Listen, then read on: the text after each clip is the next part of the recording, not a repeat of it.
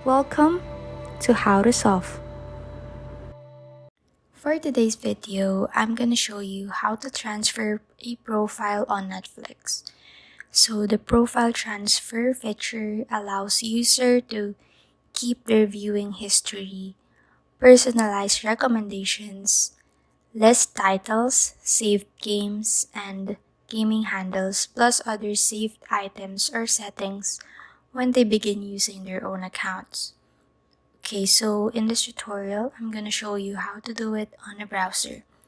Right now, I am using the Chrome browser, and first you're gonna do is to search for netflix.com and then to log into your account. And then once done logging in, click the profiles here and then click transfer profile. And then on this page, click on next, and then here provide your email and password. Click next once done, and lastly is to confirm the password.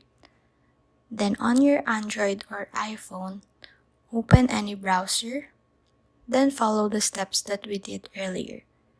And hopefully this video will be helpful.